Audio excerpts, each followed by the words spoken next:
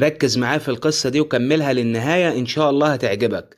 بيقولك إنه في سنة 1950 وفي إحدى الليالي الشتوية في أمريكا كان ماشي تحت المطر راجل عجوز وغامض، والظاهر كده إنه غريب ومش مقيم أو من سكان المدينة. المهم راح يخبط على باب بيت علشان يطلب المساعدة.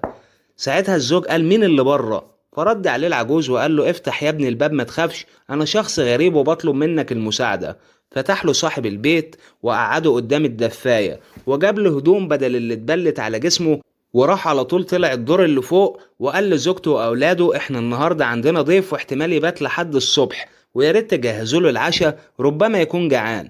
وبعد ما الاكل جهز ونزله له صاحب البيت، للاسف ما لقاش الضيف ده ولقى باب بيته مفتوح، فظن ان هو حرامي وسرقهم. لكن للاسف ما لقاش اي حاجه غايبه من مكانها او اتسرقت، وراح ينام وكان مندهش جدا من الاحداث اللي حصلت دي.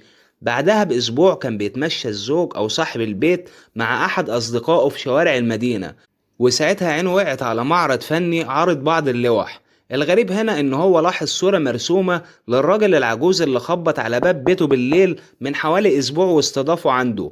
ولما دخل يسأل صاحب المحل عن الشخص الموجود في الرسمة ومين هو صاحبها، قال له البياع دي لوحة لواحد جارنا كان صديق لوالدي زمان، وبالمناسبة هو متوفي من سنة 1900، يعني بقاله 50 سنة ميت. صاحب البيت قال للبياع أنا مش مصدق كلامك ده، لأن الشخص اللي في اللوحة كان عندي في البيت من حوالي أسبوع، وأنا فتحت له باب البيت بنفسي واستضفته كمان ودخلته جواه، ولما نزلت له الأكل بعد ما جهز للأسف ما لقيتهوش في البيت. فقال له البياع لو أنت فعلا مش مصدق الكلام اللي أنا بقوله لك، روح عند المقبرة بتاعته في المدينة وهتلاقي كمان صورته محطوطة على القبر بتاعه ومكتوب تحتها اسمه وتاريخ الوفاة.